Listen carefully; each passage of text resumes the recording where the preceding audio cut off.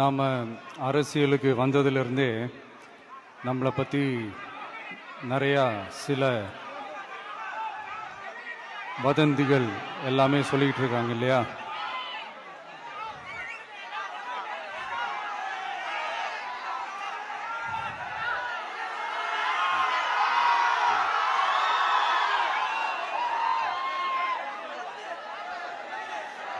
ஒரு சின்ன விஷயம் நான் சொல்லிட்டு போயிடுறேன், கொஞ்சம் சைலண்டாக இருங்க ப்ளீஸ்.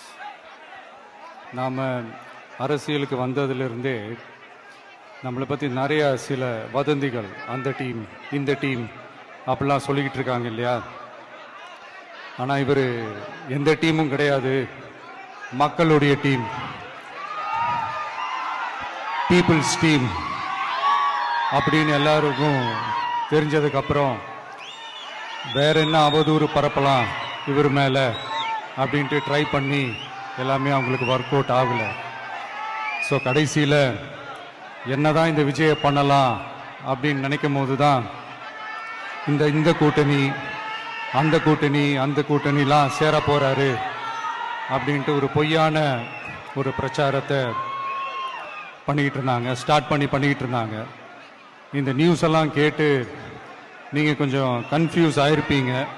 அதனால் இங்கே மறுபடியும் ஓப்பனாக தெளிவாக ஒரு விஷயத்தை நான் சொல்கிறேன். நாங்கள் எப்பவுமே மதச்சார்பற்ற கொள்கைன்றதில், அந்த ஸ்டாண்ட்லேயோ, மதச்சார்பற்ற சமூக நீதின்ற அந்த நிலைப்பாட்டிலையோ எப்பவுமே சமரசம் வச்சுக்கவே மாட்டோம். நம்மளுடைய தலைமையில தான் ஆட்சி அப்படின்றதுல எப்பவுமே உறுதியாக இருக்கிறோம். நம்மளுடைய முதல் மாநாட்டில் கூட நான் சொன்ன மாதிரி அரசியலில் யாருக்காகவும் எதுக்காகவும் எந்த விதமான ஒரு சமரசமும் நாம் வச்சுக்க போகிறதே இல்லை, அந்த பேச்சுவார்த்தையே கிடையாது. சரிங்களா? அதனால் யார் என்ன அவதூறு பரப்புனாலும் தயவு செஞ்சு அதை நம்பாதீங்க.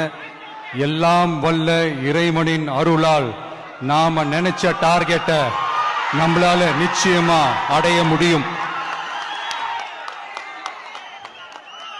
இன்னைக்கு என்னுடைய இஸ்லாமிய சகோதர சகோதரிகளுக்கு என்னுடைய ரமலான் நல்வாழ்த்துக்கள்.